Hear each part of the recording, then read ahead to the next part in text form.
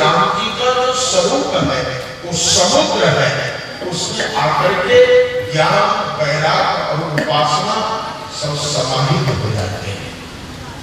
वहां पर हमारे जीवन का त्रिविध काल समाप्त हो जाता है। यहां भी प्रेमियों क्या सुंदर समागम है कि 3 पंचायतों का त्रिमुहानी जो केंद्र स्थान है, वहां पर श्रीमद् भागवत की कथा हो रही है, जहां पर 3 तापों का नाश होता है।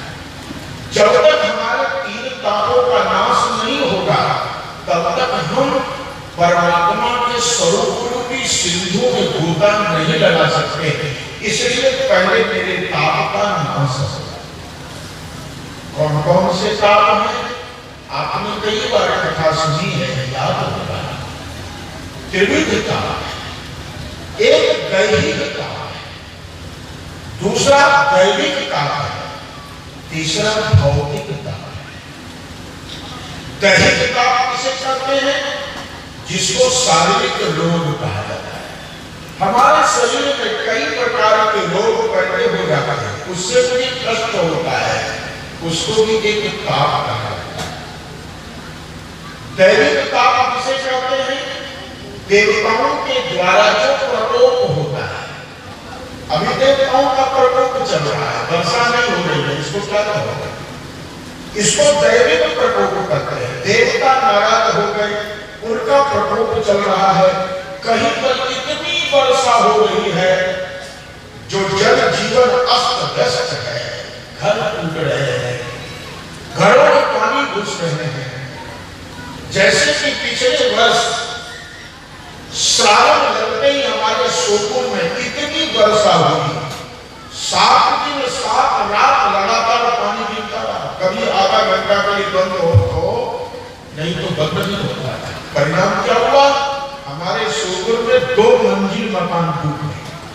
1 मंजिल नहीं, 2-2 मंजिल डूब गए। एक व्यापारियों के 1-1 करोड़ रुपए के सामान पानी में गल गए। इसको कहते हैं दैविक ताप। इसको क्या कहते हैं? दैविक ताप। हमारे जीवन में देवता रुष्ट होते हैं, कहीं अतिवृष्टि होती है, कहीं अनावृष्टि होती है, जिसके द्वारा हमारे जीवन में दुख प्रकट होता है, कष्ट होता है, उसको दैविक ताप कहते हैं। भौतिक ताप क्या है? प्राणियों के द्वारा भी मुझे सताया जाता है। क्या? प्राणियों के द्वारा सताया जाता है। कोई ईर्ष्या नहीं, कोई क्रोध नहीं, कोई किसी प्रकार से हमारे द्वारा हमारे साथ बैर करता है, उसके तरफ से हमारे ऊपर वार होता है, वार करवाया जाता है, हमें सताया जाता है, और उस ताप से भी हम परेशान होते हैं। वो कहते हैं, मैं जहां भी जाता हूं लोग कहते हैं महाराज हमारे पड़ोसी हमको रात दिन परेशान करते हैं।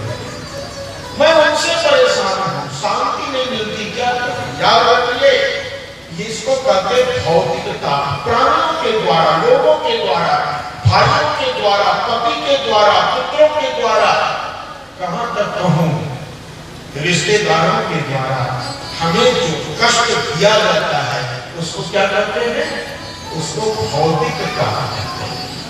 इन त्रिताप से हम सब ग्रसित हैं। प्रेमियों, हमारे 4 प्रकार का दुख कहा गया है। एक है शरीर वेदनात्मक दुख, शरीर वेदनात्मक दुख, हमारे शरीर में कष्ट है, कई प्रकार के रोग हैं, उससे मुझे चिंता होती है कि ये रोग कैसे जाएगा। शरीर वेदनात्मक दुख होता है।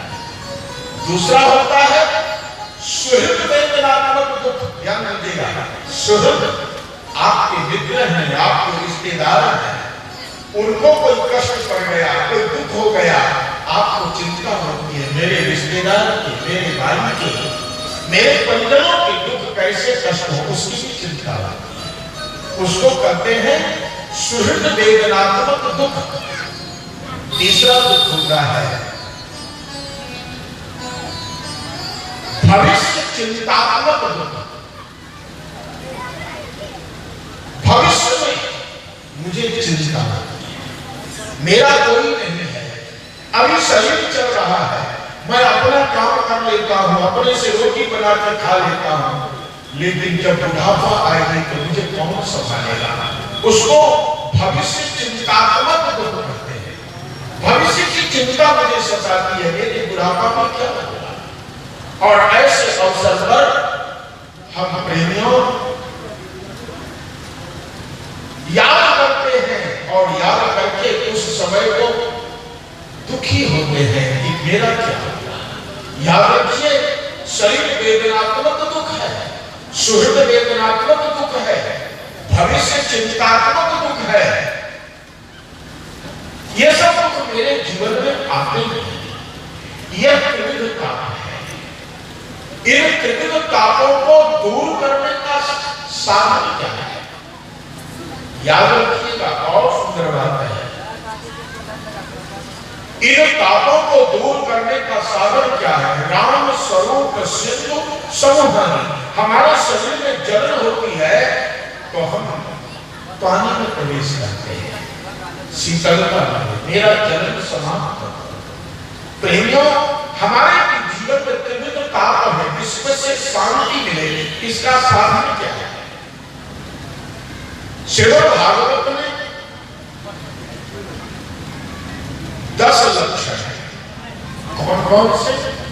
सर्ग, विसर्ग, आस्थान, पोषण, ऊती, मनवंतर, ईशान कथा, निरोध कथा, मुक्ति कथा और आश्रय कथा। कितने हुए? आपने जिक्र किया नहीं जिक्र किया। फिर सुनो, सर्ग, विसर्ग, स्थान, पोषण, ऊती, मनवंतर, ईशान कथा, निरोध कथा, मुक्ति और आश्रय। कितने हो गए? 10 में। ये 10 लक्षण श्रीमद् भागवत के हैं।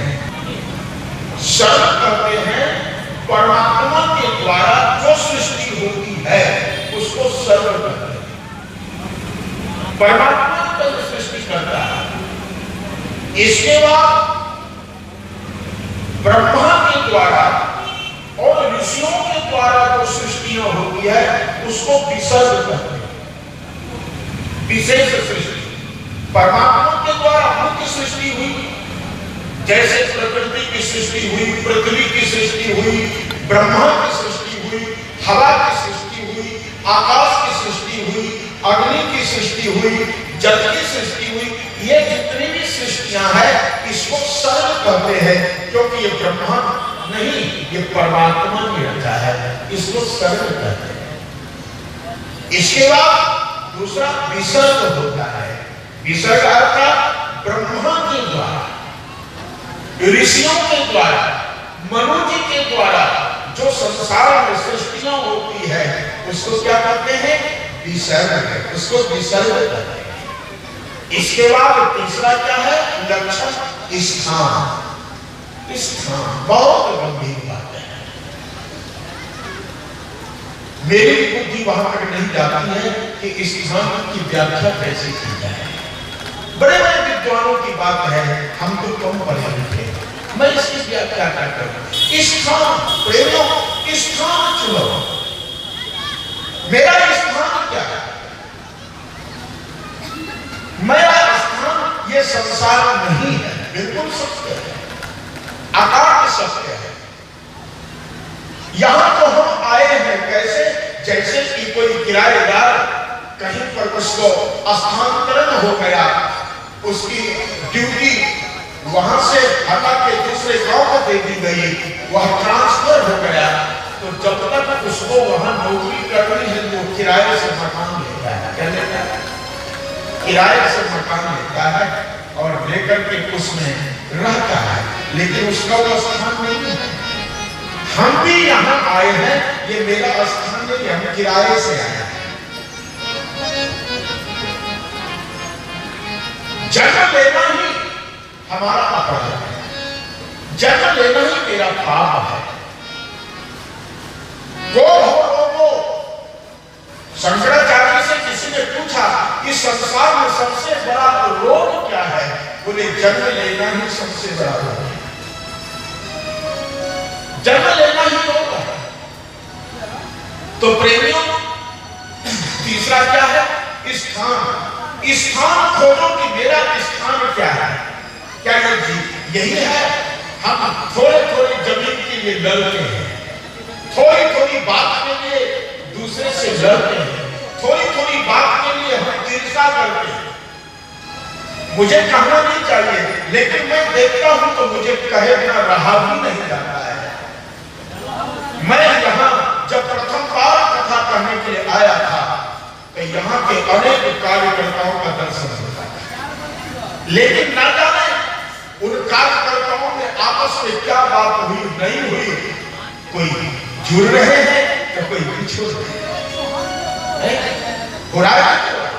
कोई इसमें सहयोग दे रहे तो कोई विरोध भी कर रहे हैं। जो प्रथम में सहयोग करते थे आज विरोधी बने।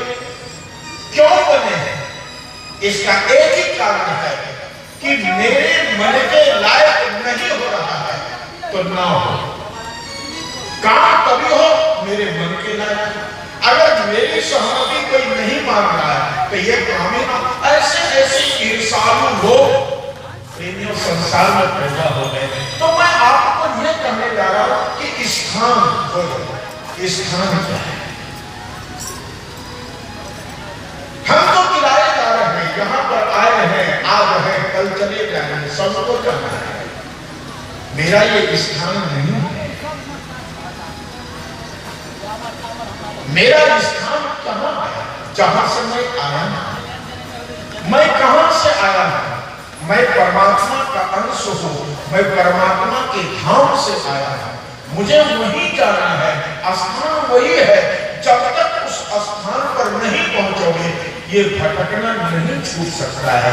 इसलिए प्रेमियों, भागवत का तीसरा लक्षण स्थान है। आप लोगों को होगा कि महाराज जी कहां से बोल रहे हैं?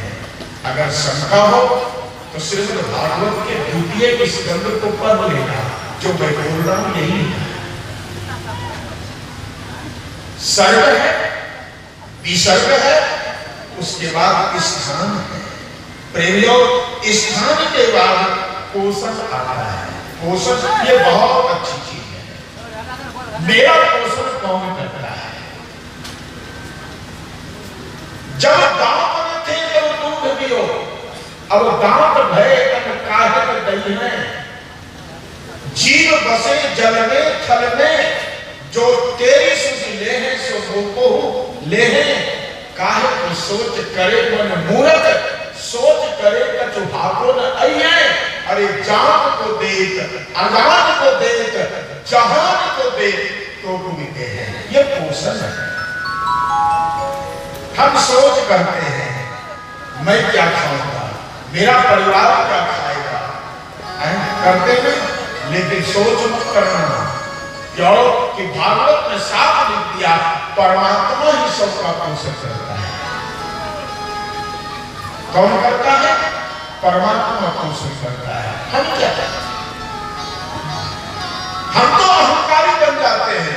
हमारे द्वारा कोई दो व्यक्ति रोटी खाने लग गया तो मैं तुरंत कहता हूं मैं खिला रहा हूं। क्या करता हूं? इसको मैं खिला रहा हूं, मैं कमा रहा हूं। तू क्या कमाएगा, तू क्या खिलाएगा? खिलाने वाला जिसने जन्म दिया वो पहले से ही तैयार है। मुझे याद है एक बार छत्रपति शिवाजी, सब जानते हैं उनके नाम पर बम्बई में रेलवे स्टेशन है। छत्रपति शिवाजी टर्मिनल नाम का स्टेशन है। कितने बड़े, मैं तो कहूंगा कि छत्रपति शिवाजी न होते तो हिंदुओं की चोटी न होती। हिंदुओं का रक्षक उन छत्रपति शिवाजी को एक बार अहंकार आ गया कि मैं ही प्रजाओं का पालन करता हूं, मैं प्रजा का पोषण करता हूं, मैं न रहता तो इनको अन्न कौन देता। उनके गुरु जी का क्या नाम था? समर्थ गुरु रामदास। समर्थ गुरु रामदास जी गुरु थे, और गुरु वही होता है जो शिष्य की मनोवृत्ति को समझता है। वो समझ गए कि मेरे शिष्य के अंदर आज अहंकार पैदा हो गया कि मैं ही सबका पोषण करता हूं, मैं ही सबको अन्न देता हूं, और ये अहंकार छत्रपति शिवा को पतन की ओर ले जाएगा। मेरे जैसा गुरु किसी का हो और उस शिष्य का पतन हो तो फिर मेरा गुरु बनना धिक्कार है, मुझे धिक्कार है। गुरु को चिंता होती है, याद रखिए, शिष्य यदि पतन की ओर जाता है तो गुरु को चिंता होती है। गुरु को चिंता हुई, मेरा शिष्य पतन की ओर जा रहा है, इसको बचाया जाए, कैसे बचावा? उन्होंने कहा बेटा मैं तो कंगाल हूं, तू राजा है, तू सबका पालन करता है, मेरा भी पालन करता है, मैं तो त्यागी महात्मा हूं, मैं खेती करने नहीं जाता हूं, रोटी भी तू ही मुझे देता है, तो आज रथ कौन देगा? मुझे जंगल में घूमने की इच्छा हो रही है, कौन घुमाएगा? छत्रपति शिवाजी ने कहा गुरुदेव मैं स्वयं रथ पर बैठकर और आपको साथ लेकर आपको जहां भी भ्रमण करना हो मैं आपको भ्रमण कराऊंगा। रथ तैयार, सारथी रथ लेकर के आया। छत्रपति शिवाजी ने गुरुदेव से कहा कि पहले आप गिराइए। गुरुदेव ने के छत्रपति शिवाजी करके जंगल की ओर प्रस्थान कर गए, घोर जंगल में गए, पहाड़ों में गए, रथ को खड़ा करके बोले मुझे प्रकृति का कुछ आनंद लेने दो। प्रकृति का आनंद ले रहे थे, इतने में 1000 मन का एक गोल पत्थर आया। ध्यान दीजिएगा सब लोग, शिष्य के अहंकार को दूर करना है, पोषण की बात बता रहा। गुरुदेव ने कहा बेटा ये गोल पत्थर है, 1000 मन का पत्थर है, मैं जानना चाहता हूं इसमें कहीं छेद तो नहीं। उन्होंने अपने सैनिकों से कहा, सेवकों से कहा जरा इसको देखो तो कहीं छेद तो नहीं है। उस पत्थर को घुलटाया गया, इधर उधर किया गया, देखा गया, कहीं उसमें छिद्र नहीं था। बोले कहीं छिद्र नहीं है? बोले ना, तो इस पत्थर को फोड़ो। छत्रपति शिवाजी ने कहा कि फोड़ करके क्या होगा? जहां आपकी कुटी है वहीं पत्थर बहुत है, आप कहिए कोई पत्थर की मकान बना के आपको सोच दो। बोले नहीं, मुझे उसकी आवश्यकता नहीं, इसको फोड़ो। उसे फोड़ा गया तो 1000 मन के पत्थर के बीच में एक चींटियों का झुंड और सबकी मुख में शक्कर चीनी के दाने सबके देखकर आश्चर्य हुआ छत्रपति शिवाजी को, सैनिकों को, सेवकों को कि 1000 मन का पत्थर कहीं इसमें छेद नहीं, हवा भी अंदर नहीं जा सकती है, तो चींटी कैसे यहाँ पैदा नहीं? चींटियां कैसे आ गई? चींटियां ही नहीं, यहाँ कोई मील नहीं है, कोई गांव नहीं है, घोर जंगल है, यहाँ किसी व्यक्ति का प्रवेश नहीं है। ये शक्कर कहां से आ गया? चीनी के दाने कहां से आ गए? तो सब चींटियों के मुंह में है। छत्रपति शिवाजी आश्चर्यचकित हो रहे हैं। उस समय गुरुदेव ने कहा, समर्थ गुरु रामदास जी ने कहा बेटा यहाँ कोई शक्कर की मील है? बोले नहीं। यहाँ कोई बस्ती है? बोले नहीं। यहाँ कोई आदमी आता जाता? बोले नहीं। बोले इस पत्थर में कहीं छेद था? बोले नहीं। तो फिर पत्थरों के बीच में चींटियां कहां से आई? बिना हवा का प्राणवायु नहीं रुक सकते, इनके प्राण कैसे जीवित है? और शक्कर कैसे आ गया? इसको भोजन कौन दे रहा है? बोलो। छत्रपति शिवाजी आंखें खुल गई, भगवान आज आपने मेरा अहंकार चूर कर दिया। मेरा गर्व समाप्त हो गया। इस पहाड़ के बीच में, पत्थरों के बीच में हवा भी नहीं प्रवेश कर सकती है। वहां चीटियां कैसे, शक्कर कहां से, इसको भोजन कौन दे रहा है? देने वाला करतार कोई और है।